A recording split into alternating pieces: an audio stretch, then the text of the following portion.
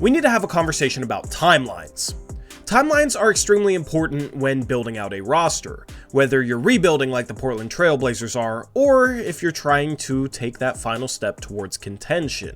And I want to have this conversation in regards to the Blazers' upcoming trade deadline, which is on February 8th, a little more than 3 weeks away. And hopefully this should be a good setup to all the trade talk that we'll be discussing over the next 3 weeks, because the Portland Trail Blazers, in my opinion, are 2 to 3 years away from seriously winning anything. If you think differently, let me know in the comment section below. But I think it's a common thought that the Blazers aren't anywhere close to contention, and it's going to take numerous moves from this Blazers front office in order to get them there. What sparked this video is the discourse around Jerami Grant. I will have a dedicated video talking about potential Jerami Grant destinations and trades, but the reports are that the Portland Trail Blazers don't want to trade Jerami Grant. They want to keep him. And a lot of the fan base seems to be in agreement on that. However, I think the Blazers should trade Jerami Grant at this year's trade deadline. Whether you agree with me or not, this video is intended to truly make you think. This video is a thought experiment. I'm going to raise some questions within it that I'm curious to hear your thoughts to down in the comment section below. Jerami Grant turns 30 years old in March. He's on the first year of a 5-year deal, paying him $30 million a year. I don't think this deal is as bad as some people might think, given that the salary cap is going to rise throughout it, and at the end of this deal, Jerami Grant is probably going to be making less compared to the salary cap than he is right now, despite his salary raising throughout his deal. However, when you look at the Blazers' timeline, where they're realistically 3 years away from winning, in my opinion, Jerami Grant would be 33 years of age during that first playoff push. The first playoff push for a rebuilding team normally doesn't result in contention. Normally, it's a first-round exit or maybe a play-in exit at best, like we saw last year from the Oklahoma City Thunder. There's a realistic chance that the Blazers are 4 years away from contending. At that point, Jerami Grant at 34 years of age, I have questions whether he can truly be impactful. I expect him to decline between now and then. And the best way to explain why I want to trade Jerami Grant at this year's trade deadline is to raise this hypothetical. Let's say hypothetically Jerami Grant's value right now is 100%, and in 3 to 4 years, it'll be 65% of what he is right now. Now let's say the Blazers can cash in Jerami Grant for equal value in terms of future draft picks. Let's say the draft picks are in 2026 or 2027, somewhere down the line. Those aren't depreciating assets, but Jerami Grant is. So in 3 to 4 years, those future draft picks, that future draft capital, maybe any young players that the Blazers get back for Jerami Grant, should be more valuable than Jerami Grant as a 33 or 34-year-old. Now let's say the Blazers have rebuilt, drafted well, developed well, and have a borderline contender. Those picks, coupled with the 2029 unprotected first from the Boston Celtics and the Milwaukee Bucks, maybe the Bucks suck and the Blazers are able to swap their picks in 2028 and 2030, the Blazers would have a lot of draft capital to put into trades.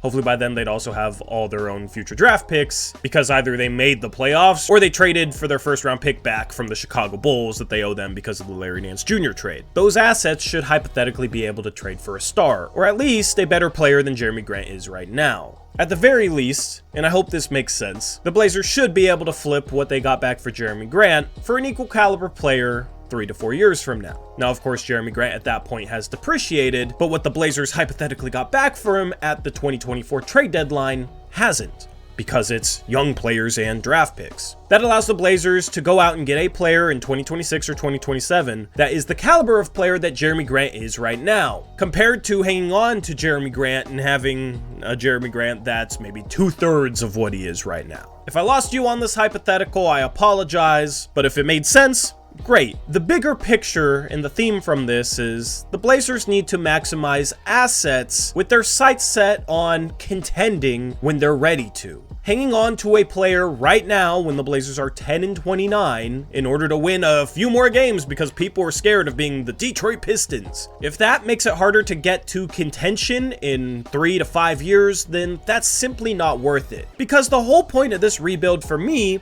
is the Blazers need to end up becoming contenders and actually trying to win a championship. The mistake they made with Dame was they were never good enough to seriously contend. They didn't put a good enough roster around him. They didn't have the assets supposedly to trade for any stars, and therefore they were just playoff fodder most of the time. They went on that Western Conference Finals run in 2019, but then get swept by a depleted Golden State Warriors team, and that was the culmination of Damian Lillard's career in Portland. I don't want the Blazers to make those same mistakes again. I want them to actually get over the hump and at least have a legitimate chance at winning an NBA championship. To me, Jerami Grant doesn't fit into that equation. He's not going to be so good that he's irreplaceable when the Blazers are ready to win in 3 to 4 years. But the assets that he could be traded for at this year's trade deadline could be meaningful assets towards getting a very meaningful player to help the Blazers get to contention. The assets that the Blazers could get back for Jerami Grant, coupled with assets that they could get back for Malcolm Brogdon, coupled with the assets the Blazers got back for Damian Lillard, should allow the Blazers to be in a position where they're in play for any star in the future. And the worst case scenario is they have a bunch of shots through the draft to try and draft that star. That's a much better position than the Blazers ever were in with Damian Lillard. That is a much fuller cupboard of assets than Neil Olshey ever produced for himself. And earlier I teased fans for being scared of being the Detroit Pistons. The Blazers kind of look like the Detroit Pistons when Jerami Grant plays. Jerami Grant played every game of a 7-game road trip. The Blazers lost 6 of those games, all by at least 21 points or more, including a loss against the Oklahoma City Thunder, where the Blazers lost by 62 points. And at 10-29, with the Blazers as bad as they are, it doesn't matter if they're any worse right now. Who cares if they're 10-29 or 6-33? They suck. And that was by design. They're rebuilding. The most important thing right now is developing young players. That's completely fine. I don't understand Blazer fans worrying about being even worse than they are right now, because Blazers are pretty damn bad. The only thing that changes if the Blazers are even worse is they have better odds at getting a better draft pick this year. They have a better asset. And at the end of the day, in order to bridge the gap between where the Blazers are now and contention, the Blazers are going to need a bunch of assets and a bunch of shots in the dark in the draft, or the ability to trade for a legitimate frontcourt star. And when you look at Jerami Grant's inability to rebound, his subpar passing, as well as the fact that his game has become increasingly ISO heavy, I don't think he's of much benefit to the Blazers right now. He belongs on a contender. He belongs on a team trying to win that wants a legitimate scorer in the front court and can cover for Grant's inability to rebound. I also think Grant's defense might be better on a contender where he's more invested in winning and losing games compared to a Blazer team. They're losing every game right now.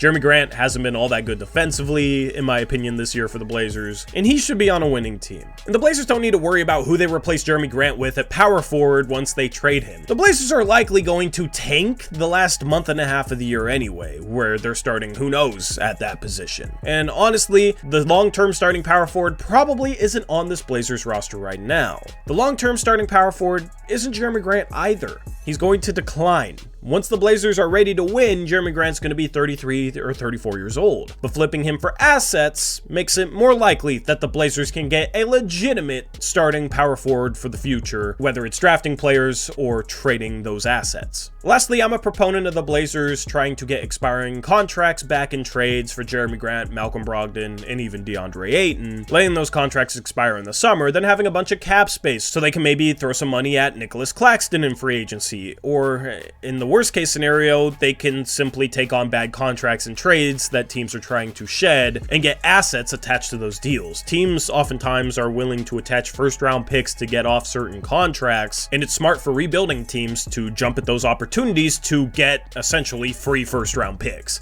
That's what the Oklahoma City Thunder did for years, and that's why they're in such a great position right now. I think the Blazers should be trying to do the same thing, because this team does not look good with the veterans right now. Veteran leadership does matter, but you can have veteran leaders that come off the bench or don't play a whole lot. And the final reason why the Blazers need to trade Jerami Grant this year's trade deadline is I think there will be a lot of buyers. I think there will be a legitimate market for Jerami Grant, and I think the Blazers could create a bidding war for his services where they can get back top dollar for him. The West seems wide open right now. You got the Minnesota Timberwolves as the #1 seed. OKC might be the next best team. Denver doesn't look as unbeatable as they did last year. And in the East, you got some teams that are close to being able able to compete in a series with the Milwaukee Bucks and Boston Celtics, such as the New York Knicks, that I could see thinking Jerami Grant is that final piece to get them into that contention range. This market is shaping up beautifully for the Blazers to get back a ton of value for Jerami Grant, in my opinion, and all these are reasons why I think the Blazers need to trade Jerami Grant. So let me know if you agree, let me know if you disagree, and if you do disagree, let me know why. I'm curious to hear some of your thoughts, especially in regards to some of the talking points I just put forward. Anyway, leave a like and subscribe on your way out of here. We cover the Portland Trail Blazers with live post-game shows after every game, as well as video content. We'll have a trade deadline stream on trade deadline day with live Twitter feeds